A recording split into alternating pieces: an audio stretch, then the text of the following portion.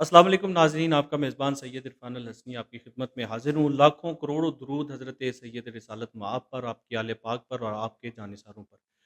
रमज़ानुल मुबारक की बाबरकत घड़ियाँ, रहमतों वाली साअतें गुज़र रही हैं और इन साअतों में नशरियात हम रोज़ाना टेलीविज़न्स पर देख रहे हैं। पहले भी हमने एक पॉडकास्ट इसी हवाले से रिकॉर्ड की, लेकिन दुःख की बात और अफ़सोस की बात ये है कि वो लोग जिन्हें हम मीनार-ए-नूर समझते हैं, जब जिन्हें हम इल्म व हिकमत का मरकज़ समझते हैं, जिनसे हम इल्म व हिकमत लेते हैं, वही लोग हमें तरह-तरह की बहसों में उलझे हुए नज़र आते हैं। बजाए इसके कि वो कौम की, इस माशरे की मईशत पर बात करें, माशरे की अखलाकी इक़दार पर बात करें, इसकी तरबियत पर बात करें, इस माशरे को सुधारने पर बात करें, लेकिन एक अजीब-सा ड्रामा रोज़ाना टेलीविज़न्स पर हम देखते हैं।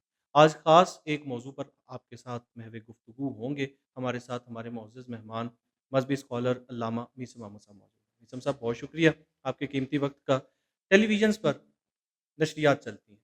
नशरियात हम देखते और सुनते हैं, बल्कि पूरा माशरा एज़ अ नेशन अगर हम देखें, पाकिस्तान में वाइडली इसको देखा भी जाता है। लोग इससे बहुत कुछ सीखते भी हैं। लेकिन बिलख़ुसूस आज हम बात करेंगे एक मख़सूस रवैया जो हमें इसी रमज़ान में देखने में मिला कि एक तरफ एक मोटिवेशनल स्पीकर बैठा है, दूसरी तरफ एक आलिम दीन बैठा है। दोनों के दरमियान किसी भी मौज़ू पर बहस-ओ-तकरार होती है और दोनों एक-दूसरे को बुरा-भला कहते हैं। इसका आमतुन्नास पर क्या असर जाता है? क्या फ़रमाएँगे? बिस्मिल्लाहिर्रहमानिर्रहीम। शाह साहब देखिए, सबसे पहले तो हमें ये समझना होगा कि एक मुबल्लिग जब तबलीग के लिए मैदान अमल में उतरता है, उसकी ज़िम्मेदारियाँ क्या होती हैं और उसका मनसब क्या होता है और इस मनसब के तकाज़े क्या होते हैं। अगर एक मुबल्लिग अपनी इन ज़िम्मेदारियों को महसूस नहीं करेगा, इनको समझेगा नहीं और इस मनसब की अज़मत को और इस मनसब के तकाज़ों को नहीं समझेगा, तो ये ज़हन नशीन रखें कि उसकी तबलीग कभी भी मुआशरे में कोई मुस्बत तब्दीली नहीं ला सकती। एक मुबल्लिग जो होता है, उसकी मिसाल एक किसान की तरह होती है। किसान जब ज़मीन में जब बीज बोता है, तो वो अल्लाह ताला की रहमत से उम्मीद रखता है कि उसमें से फल उसको अल्लाह ताला अता फ़रमाएगा। अगर अल्लाह उसको फल अता फ़रमा दे, तो वो शुक्र करता है। अगर उसको फल नहीं मिलता, तो उस सूरत में वो सब्र करता है और वो ख़ामी तलाश करता है। अगर तो उस ज़मीन के अंदर वो ख़ामी हो, तो वो उस ज़मीन को छोड़कर किसी दूसरी ज़मीन पर अपना बीज उगाता है और एक संगलाख ज़मीन पर वो अपना वक्त और सलाहियतें ज़ाया नहीं करता। रसूल रहमत सल्लल्लाहु अलैहि वसल्लम की ज़िंदगी से हमें इसकी मिसाल यूँ मिलती है कि हुज़ूर अक़दस सल्लल्लाहु अलैहि वसल्लम ने मक्का के अंदर तबलीग फ़रमाई।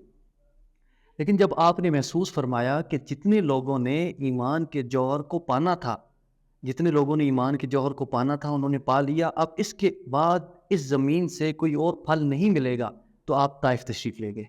जब आपने ये महसूस फ़रमाया कि ताइफ़ में भी जो ज़मीन है वो मौज़ून नहीं है, वहाँ के लोग इस्लाम कबूल करने के लिए आमादा नहीं हैं, तो आपने अपना मुबारक वक़्त ज़ाया नहीं फ़रमाया, आपकी ये शान ही नहीं थी। तो आपने फ़ौरन से पहले अल्लाह ताला के हुक्म पर मदीना शरीफ हिजरत फ़रमाई और वहाँ जाके आपने अपनी तबलीग और दावत का आगाज़ किया। एक मुबल्लिग जो होता है उसके लिए ये बात समझना बहुत ज़रूरी है कि उसकी ज़िम्मेदारी ये है कि वो मुआशरे में एक मुस्बत तब्दीली के लिए इखलास के साथ और हमादम अल्लाह ताला की रज़ा चाहते हुए वो तबलीग का काम और तबलीग का फ़रीज़ा सर अंजाम देगा। अगर इखलास और अगर इखलास और खुलूस की दौलत से एक मुबल्लिग महरूम हो जाता है, तो उसकी तबलीग बेअसर हो जाती है। रसूल रहमत सल्लल्लाहु अलैहि वसल्लम को अल्लाह ताला ने जब तबलीग के हवाले से ज़िम्मेदारियाँ सौंपी, तो अल्लाह ताला ने सूरह आले इमरान में ये अपने हबीब सल्लल्लाहु अलैहि वसल्लम को इरशाद फरमाया और ये इतने सख्त अल्फाज हैं कि अगर अल्लाह ताला के अलावा ये किसी का कलाम भी होता और ये कोई भी कलाम अपनी मंशा से करता, तो वो दायरा इस्लाम से खारिज हो जाता। लेकिन अल्लाह ताला की शान है ये कलाम, वो कलाम जैसे चाहे कर सकता है अपने हबीब को मुखातिब करना। तो अल्लाह ताला ने इरशाद फरमाया अपने हबीब सल्लल्लाहु अलैहि वसल्लम को, जो रहमत आलम है, कि वलौ कुन्त फ़ज़्ज़न गलीज़ल क़ल्बि लंफ़द्दू मिन हौलिक, कि ए हबीब सल्लल्लाहु अलैहि वसल्लम, अगर आपकी तबीयत मुबारक में सख्ती होगी, अगरचे बावजूद इसके कि आप रहमत आलम हैं, आपकी ज़ात पर ईमान लाए बगैर कोई दायरा इस्लाम में दाखिल नहीं हो सकता, इसके बावजूद अगर आपकी तबीयत मुबारक में सख्ती होगी, तो ये लोग आपको छोड़कर भाग जाएंगे। اب رسول رحمت صلی اللہ علیہ وآلہ وسلم کے لیے اللہ تعالیٰ اگر یہ فرما رہا ہے کہ آپ جن کو اللہ تعالیٰ نے، جن کے خلق کو اللہ تعالیٰ نے خلق عظیم فرمایا، ان کو جب اللہ تعالیٰ یہ فرما رہا ہے، تو کیا قیامت تک آنے والے مبلغین کے لیے یہ سبق نہیں ہے کہ اگر ان کے لہجے میں سختی ہوگی تو لوگ ان کی بات کو نہیں سنیں؟ اب جس کیس کا آپ نے تذکرہ فرمایا اس کا ماجرا بھی سن لیجئے کہ ایک طرف آپ نے فرمایا کہ ایک موٹیویشنل اسپیکر بیٹھے ہیں اور ایک طرف ایک مولانا صاحب بیٹھے ہیں۔ تو سچی بات یہ ہے کہ چونکہ یہ ویڈیو ٹرینڈنگ میں ہے تو اس کو دیکھنا، میں نے اس کو جب دیکھنا سٹارٹ کیا ٹرینڈنگ میں، ظاہرہ میرے سامنے جب سوشل میڈیا پہ آئی، کچھ دوستوں نے مجھے بھیجی، تو جب میں اس کو دیکھنے کے لیے بیٹھا تو چند سیکنڈ سے زیادہ میں اس کو دیکھ نہیں سکا۔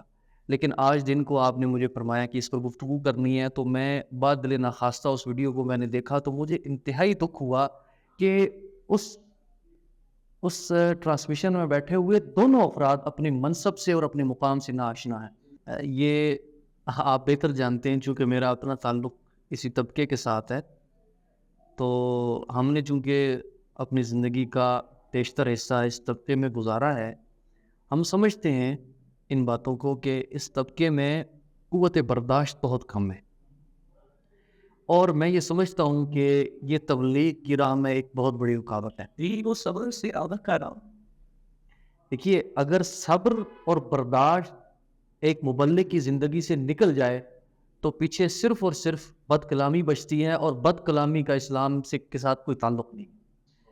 اب یہ بات دیکھیے کہ میرا چونکہ اسی طبقے کے ساتھ تعلق ہے، یہ بات ایک حقیقت ہے کہ ہم نے اس طبقے میں بہت سارے ایسے لوگوں کو دیکھا کہ جن کی طبیعت میں بہت سختی ہوتی ہے، اور ہم نے اپنی آنکھوں کے ساتھ اپنی نوجوان نسل کو دین کے ساتھ صرف اور صرف اس طبیعت کی سختی کسی بھی شخص کی، واصف علی واصف صاحب نے ایک جملہ کہا تھا، اور وہ میں سمجھتا ہوں کہ آب زر سے لکھے جانے کے قابل ہے، اور یہ ہر مبلغ کے لیے یہ مشعل راہ ہے۔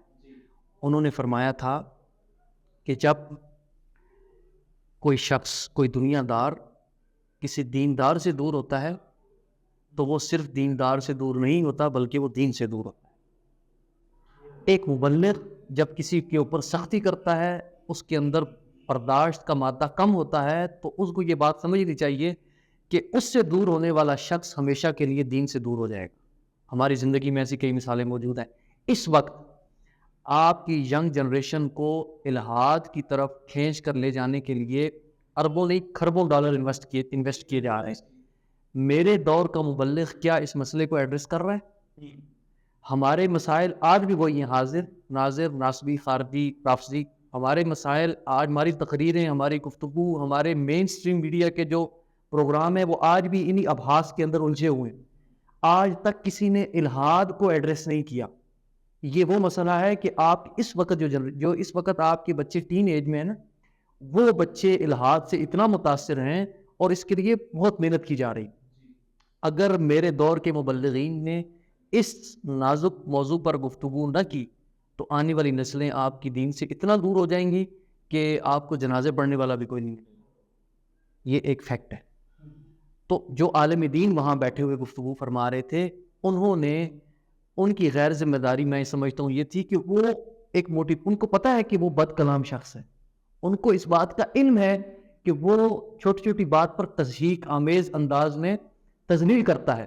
جب ان کو اس بات کا علم ہے تو ان کو چاہیے تھا کہ ایک دفعہ وہ پورا اس کا مقدمہ سنتے۔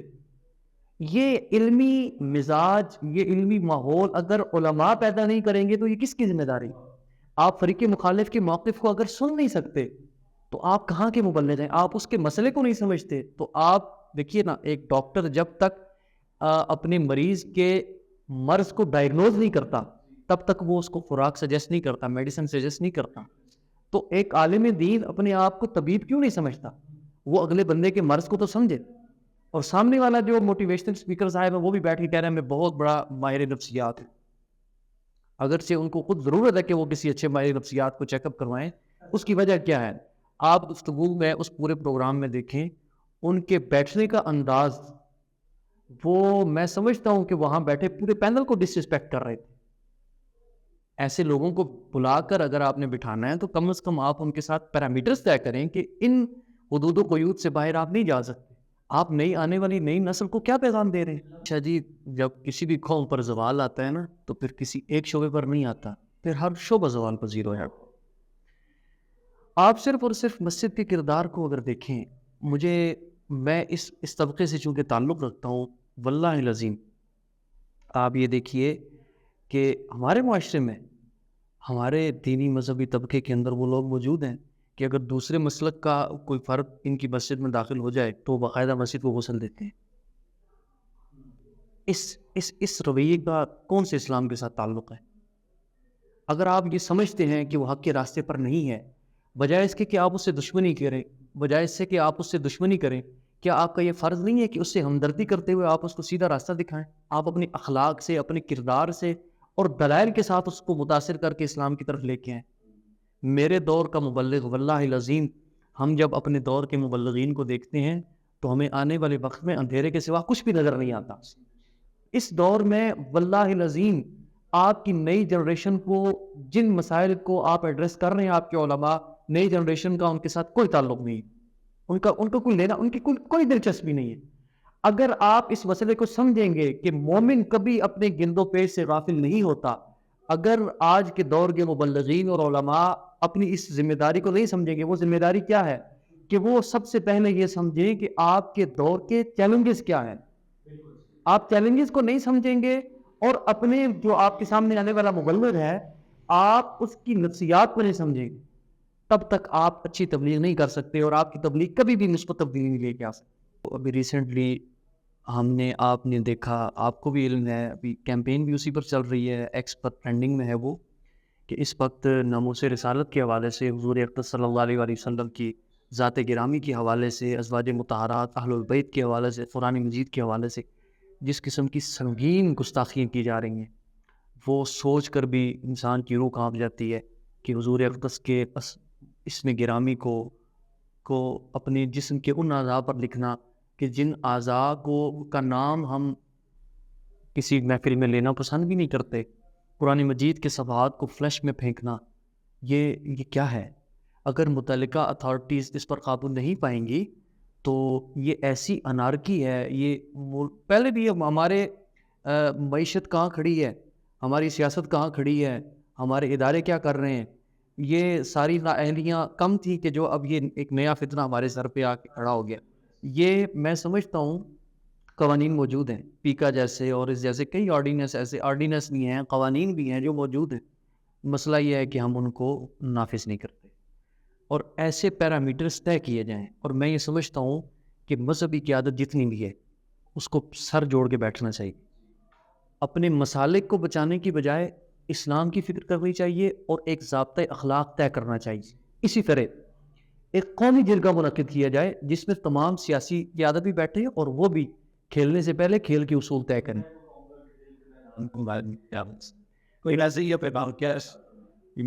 میرا یہی پیغام ہے کہ ہمارے دور کے جتنے بھی جذباتی مبلغین ہیں، مفتیان کرام ہیں، وہ فتوے کا لٹھ اپنے سامعین کے سر پر مارنے سے پہلے اپنے سامنے آنے والے کے نفسیات کو سمجھیں، اس کے مسائل کو سمجھیں۔ دیکھیے حضور اقدس صلی اللہ علیہ وسلم، یہ بخاری اور مسلم دونوں کے اندر موجود ہے کہ حضور اقدس صلی اللہ علیہ وسلم کی وہ مسجد جس مسجد میں ایک نماز پڑھنے کا ثواب 50,000 کے برابر ہے، ایک شخص اس مسجد میں آ کے پیشاب کر رہا ہے۔ مسجد نبوی کے اندر ایک بندہ آ کے پیشاب کر رہا ہے۔ امام بخاری اور امام مسلم دونوں نے اس روایت کو نقل کی ہے۔ میرے دور کا مبلغ ہوتا تو آپ ذرا امیجن کریں کہ اس کے ساتھ سلوک کیا ہوتا، کیا وہ زندہ بچ کے باہر جا سکتا تھا؟ اور اگر اس کے ساتھ برا سلوک کیا جاتا تو دوبارہ مسجد آتا؟ جیسا ہمارے دور میں بچوں کے ساتھ کیا جاتا ہے، بچے نماز پڑھ رہے ہوں تو، اور یہ سوشل میڈیا پر ویڈیوز موجود ہیں کہ ایک نمازی آتے ہیں، اس کو گلے سے اٹھا کے پیچھے رکھ دیتے ہیں، پیچھے پھینک دیتے ہیں۔ تو وہ جب بڑا ہوگا، وہ جب عقل مند ہوگا تو کیا وہ مسجد میں آنے کے قابل رہے گا؟ تو حضور اقدس صلی اللہ علیہ وسلم نے دیکھا کہ وہ پیشاب کر رہا ہے، صحابہ کرام نے اس کو روکنا چاہا، حضور اقدس نے منع فرما دیا، میں اس کو نہیں روکنا۔ وہ تسلی سے پیشاب کر کے جا چکا تو حضور اقدس نے ڈول منگایا اور اپنے ہاتھوں سے وہاں پانی پایا۔ یہ جو حضور اقدس صلی اللہ علیہ وسلم کی حیات طیبہ ہے نا، سید عائشہ نے فرمایا تھا کہ حضور کی زندگی سارے کا سارا قرآن ہے۔ اس کردار کو ہم اگر اپنے اس کردار کو نہیں لے کے آئیں گے، نہ ہمارے جبے بچیں گے، نہ ہماری پگڑیاں بچیں گی، نہ ہمارے مسلح بچیں گے۔